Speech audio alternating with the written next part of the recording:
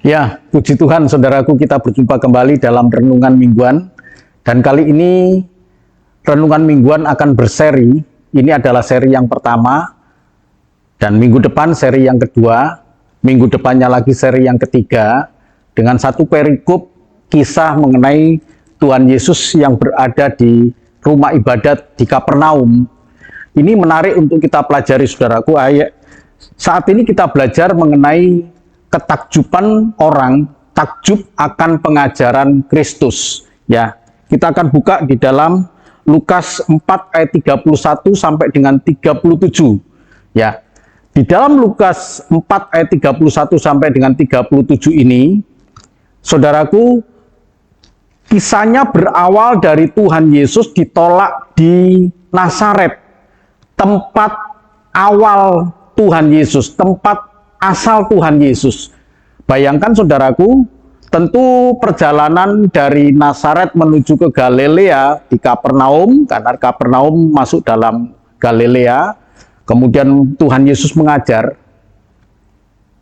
Perasaan secara psikologis seseorang ketika ditolak dari suatu tempat dan kemudian tidak lama dia harus mengajar, tentu ada perasaan-perasaan yang tidak membuat dia nyaman.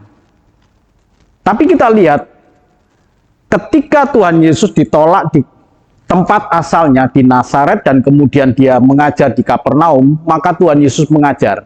Dan di situ, di ayat itu dikatakan bahwa mereka takjub mendengar pengajarannya sebab perkataannya penuh dengan kuasa.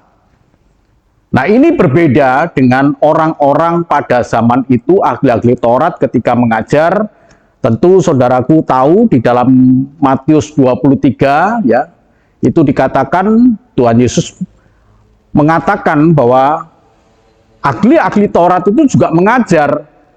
Tetapi yang membedakan kenapa orang-orang di Kapernaum itu takjub dengan pengajaran Kristus, sementara tidak takjub dengan pengajaran dari ahli-ahli Taurat lainnya, karena satu hal. Ini yang penting, yaitu Tuhan Yesus tidak hanya sekedar mengajar, walaupun mengajar penuh dengan kuasa, tetapi Tuhan Yesus mengajar disertai dengan keteladanan dari apa yang diajarkan. Berbeda dengan ahli Taurat di dalam Matius 23 itu, dikatakan mereka mengajar, tetapi tidak pernah menyentuh sedikit pun dari apa yang mereka ajarkan. Mereka mengajar seperti menaruh beban kuk di pundak orang untuk mereka lakukan, sementara mereka sendiri tidak melakukan. Nah, saudaraku yang kasih Tuhan, ini adalah gambaran kekristenan yang ada pada saat ini, saudaraku. Kita harus mengikuti Yesus. Bukan hanya pandai kita berbicara tentang kasih, bukan hanya kita pandai berbicara tentang kemurahan hati, bukan hanya kita pandai berbicara tentang penguasaan diri, kesabaran, dan lain sebagainya, damai sejahtera. Tapi apakah kita juga menyentuh hal itu, sehingga orang takjub dengan pengajaran kita, takjub dengan hidup kita?